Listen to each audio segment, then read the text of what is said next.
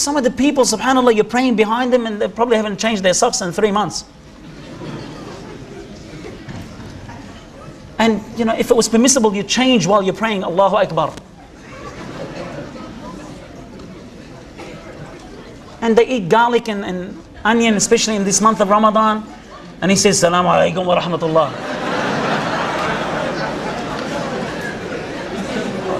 This is not good. Muslims should always, please, be clean. And they should always have this hygiene. Yes, you may brush your teeth. Now, one of the Mashaykh, his name is Shaykh Ibn Uthaymeen, rahmatullah alayhi, he said, it's better not to use toothpaste while you are fasting. But you may get up before Fajr and use toothpaste. There's nothing wrong with it. But just while you are fasting at that specific time, please don't use toothpaste. Okay? Apparently there's a miswak type of toothpaste. You may use that. Wallahu ta'ala a'lam. Assalamu alaikum wa rahmatullah. If I have not fasted last year and the year before because I was pregnant 1 year and breastfeeding the other year, and I'm still breastfeeding, mashallah, every year you have a kid, mashallah, tabarakallah. I'm still breastfeeding and have not been able to make up my fasting days. I am going to try and fast this month, inshallah. What can I do? I'd recommend for the 2 years that you've missed out on, that you send approximately for every year $300, so 2 years, $600, send it to a poor country and let them know it's for that purpose. Assalamu alaikum wa rahmatullahi wa barakatuh. Does cleaning your nose or our nose, ear, is forbidden during fasting? No, it's not. If you've got a dirty nose and a dirty ear, clean them.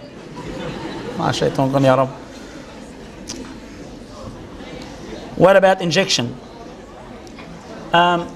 If you're at the moment having anesthetic somewhere which is not nutrition to your body through injection, well, it's permissible. Okay, but if the injection is nutrition, it's like food or whatever, then in this case your fasting breaks, and you can inshallah compensate that after that. Wallahu ta'ala alam. Assalamu alaikum wa rahmatullahi wa barakatuh. What other ways is there to make ourselves busy in Ramadan? For example, praying, reading the Quran. Please, can you show us other ways? Well, as I said, that a person tries to, the Sahaba, the companions, peace be upon him, and the pious predecessors, like Abu Hanifa, Shafi'i, Malik, and Ahmad bin Hanbal, they used to put all the fiqh books aside, all the jurisprudence books, they used to put it aside, and they used to focus on the Quran, and that complete the Quran. Apparently, Abu Hanifa, rahmatullah alayhi, has actually completed reciting the Quran during the month of Ramadan. They say 60 times, and some of the other Sahaba 30 times. So that means every day they would go through the Quran. Okay, so this is the month of the Quran. So try to improve your recitation, and if you're a good reciter, alhamdulillah, try to memorize some of the Quran. Take advantage of this month. Take advantage of it. Try to live it. Don't just read it. See many of the brothers and sisters say, "Oh, Abu Hamza, I'm reading the Quran, but I don't feel anything. My level of faith is very weak." It is because you're not understanding it. Understand it. Because Allah subhanahu wa ta'ala has said in Surah Al-Anfal, إِنَّمَا الْمُؤْمِنُونَ, indeed the believers, إِنَّمَا الْمُؤْمِنُونَ الَّذِينَ إِذَا ذُكِرَ اللَّهُ وَجِلَتْ قُلُوبُهُم. Indeed, the believers who hear the words of Allah, the ayats of Allah, their hearts become clean. وَإِذَا تُلِيَتْ عَلَيْهِمْ آيَاتُهُ زَادَتْهُمْ إِيمَانًا. And when the verses of Allah is read upon those people, it will increase them in faith. وَعَلَى رَبِّهِمْ يَتَوَكَّلُونَ. And they put their trust in Allah. These are believers. And then Allah subhanahu wa ta'ala continues on explaining who they are. الَّذِينَ يُقِيمُونَ الصَّلَاةَ وَمِمَّا رَزَقْنَاهُمْ يُنْفِقُونَ أُولَٰئِكَ هُمُ الْمُؤْمِنُونَ حَقًّا. And indeed those who perform their prayer and they pay zakat, indeed they are true believers. So obviously there are many of the brothers and sisters do say this and complain that my faith is still weak, and that because you're not understanding what you're reciting. You don't understand what إِيَّاكَ نَعْبُدُ وَإِيَّاكَ نَسْتَعِينُ means. Ihdina sirat al-mustaqim. Every day you as a Muslim, brothers and sisters, you should say, begging Allah, oh Allah, keep us on the straight path. Ihdina sirat al-mustaqim. Guide us to the straight path. Keep us steadfast on that path. Sirat al-ladhina an'amta alayhim. The path that you have blessed those upon it.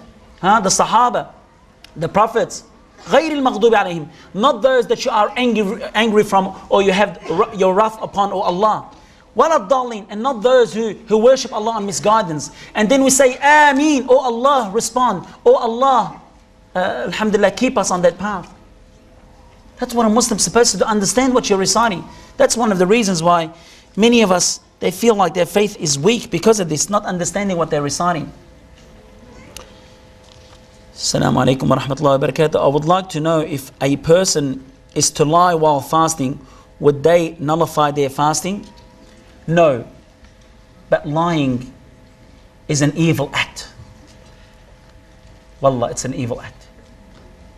The Prophet Muhammad said, every time a person lies, the angel distant themselves away from that person a mile because of the filth that this person has said and lied.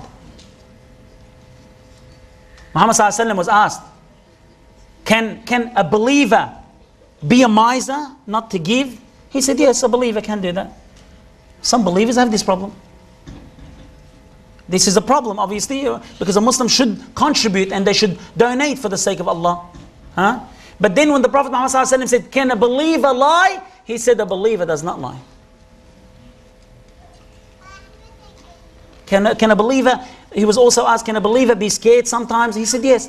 But when he was asked, can a believer lie? A believer does not lie. He said, no, a believer does not lie. This is not a sign of a Muslim at all. One of the tabi'een has said, you think that lying benefits you, but in the real sense it harms you. And Abdul Malik has said, he said, lies and truthfulness fight inside your heart until one comes out. So if you lie and you say the truth, these two will fight, they'll struggle inside your heart until one exits the body. But if you're a strong person, inshallah, lies will come out of your heart and you'll always be saying the truth. This is something that we need to understand and keep in mind. Lies is not the character of a Muslim at all. Say the truth. Assalamu alaikum wa rahmatullahi wa barakatuh. Abu Hamza, I wonder why some Muslims, they are less active in the month of Ramadan, whereas most battles of the first generations was in the month of Ramadan. Saying the battles that took place during the time of the Prophet, peace be upon him, and the pious predecessors and the tabi'een, and obviously the battles took place at that time. We have a battle in this country. You see, a Muslim is wise. We are living in this country at the moment. Okay? And we have a battle. The majority of non-Muslims don't understand Islam. The majority of non-Muslims have misconception about Islam. This is a battle. And we should do our utmost best to clarify to the non-Muslims what Islam is. Some brothers and sisters, they're very harsh. The disbelievers know the truth and that's it, they're destined to hell. No. The majority of Muslims don't know Islam properly, let alone non-Muslims. And we're living in this country and it is incumbent upon us as Muslims to convey Islam in the most appropriate manner. This is a trust that Allah has bestowed upon us. Muslim is not greedy and selfish.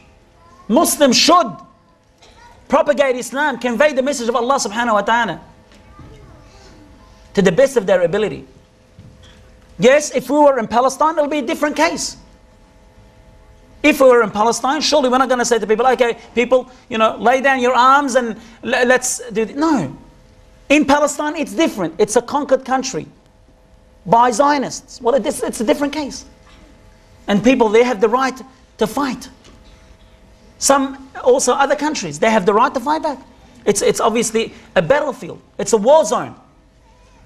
But in this country, hopefully, none of the brothers will have this misconception. Say, oh, well, let's do at the moment, let's conquer Canberra.